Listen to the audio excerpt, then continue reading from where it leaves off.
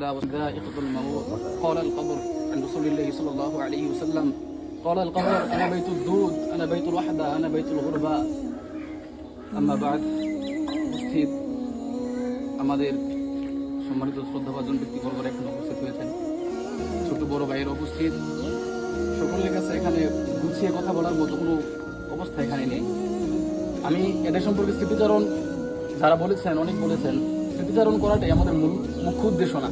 এই স্মৃতিচারণ কিন্তু আমাদের এদের মানে কতটুকু ফায়দা হবে বা এদের উপকার হবে এটা আমি আমি এত ভালো জানি না, কিন্তু তাদের জন্য আমাদের যে করণীয়, মানে কলিজা থেকে অন্তর থেকে যেটা আমাদের করণীয় সেটা হচ্ছে দোয়া।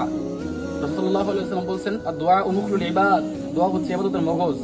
মানুষের মাথার মধ্যে যদি মগজ না থাকে এই মানুষকে বাঁচানো কোনোভাবে সম্ভব না। দোয়া যদি কারো না থাকে তাহলে এই মানুষ যত ইবাদত করুক তার এই ইবাদত লা ইস্তাফিদু আনিল্লাহ, আল্লাহ তাআলার কাছে কোনো ফায়দা আসবে না। এই জন্য সকলের কাছে আবেদন একটাই, নিবেদন একটাই, যা কিছুই করেন এদের জন্য যখনই নামাজ পড়বেন, যখনই স্মরণ হবে একটু হাতটা তুলে আল্লাহ তাআলার কাছে দুইটা চোখের পানি ফেলায় দোয়া করবেন।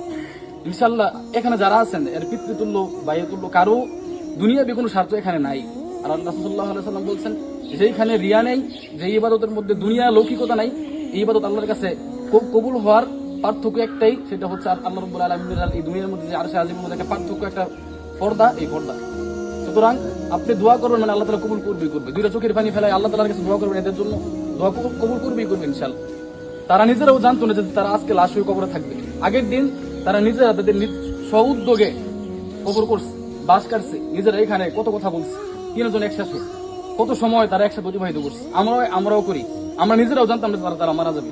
এই যে একটা হাদিস আমি আপনাদের সামনে বলেছি, রাসূলুল্লাহ সাল্লাল্লাহু আলাইহি ওয়াসাল্লাম বলেছেন আনা বাইতুদ দুদ ক্বালাল কবর, কবর বলে আনা বাইতুদ দুদ, আমি পোকামাকড়ের ঘর, আনা বাইতুল ওয়াহদা, আমি একাকিত্বের ঘর, আনা বাইতুল গুরবা, আমি অপরিচিতের ঘর।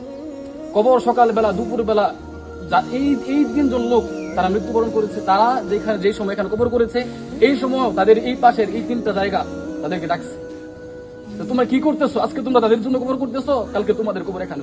কিন্তু তারা বুঝে নাই, আমরা বুঝি না, আমাদের উপলব্ধি শক্তি নাই। কিন্তু রাসূলুল্লাহ সাল্লাল্লাহু আলাইহি ওয়াসাল্লাম সহিহ হাদিস, বুখারীর হাদিস, এটা রাসূলুল্লাহ সাল্লাল্লাহু আলাইহি ওয়াসাল্লাম বলেছেন যে কবরটাকে আনা বাইতুদ দুদ, আমি পোকামাকড়ের ঘর, আমি সাপ বিচ্ছুর ঘর, আনা বাইতুল ওয়াহদা, আমি একাকিত্বের ঘর। এখানে কেউ নাই তাদের পাশে। এই সাইফুলের মেয়েটা আমি যতটুকু শুনেছি, তার মেয়ে সাইফুল যদি রাত্রেবেলা বাহিরেও থাকতো তারে ফোন দিয়াই না এই বাবার বুকের মধ্যে মাথাটা রেখে ঘুমাইতো। আজকে কোথায় ঘুমাই এই বাচ্চাটা? কোথায় তাদের সুখ, কোথায় শান্তি, কোথায় গেল? বালিশ নাই, কাঁথা নাই, কিছুই নাই। মনে রাখবেন একটা কথা, আমাদের সকলকে এখানে যাইতে হবে।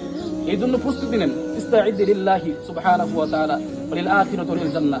সকলে আল্লাহ তাআলার জন্য প্রস্তুতি নেন, আখিরাতের জন্য, জান্নাতের জন্য প্রস্তুতি নেন। ইনশাআল্লাহ আমরা সবাই তাদের জন্য দোয়া করব, আল্লাহ রাব্বুল আলামিন যে তাদেরকে মাফ করে দেয়। সকলের সম্মিলিত দোয়া, হাদিসের মধ্যে একটা হাদিস আছে, সহিহ হাদিস, রাসূলুল্লাহ সাল্লাল্লাহু আলাইহি ওয়াসাল্লাম বলেছেন যে কোন একটা মুজতামার মধ্যে, কোন একটা সমাজের মধ্যে, এক এলাকার মধ্যে যদি কেউ মারা যায়, মারা যাওয়ার পরে এইখানের লোক মানুষ যারা আছে, এলাকার মানুষ যারা আছে, এইখানে মানুষের যে কথা, মানুষের যে অনুভূতি, এই অনুভূতির মাধ্যমে বোঝা যায় যে এই মানুষটা জান্নাতি নাকি জাহান্নামী। তো আমাদের বুঝার, আমাদের কথা বলার কোনো কিছু এখানে নাই। আল্লাহ রাব্বুল আলামিনের পক্ষ থেকে ফায়সালা আসবে ইনশাআল্লাহ। সকলে তাদের জন্য দোয়া করবেন। ইয়াউমাল কিয়ামাতি ওয়াস সাআত, কিয়ামতের দিন তাদেরকে আল্লাহ রাব্বুল উত্তম ফায়সালা, জান্নাতুল ফিরদাউস দান করে আল্লাহ রাব্বুল আলামিন সে তৌফিক দান করুক। সবাই একবার সূরা ইখলাস, সূরা ফালাক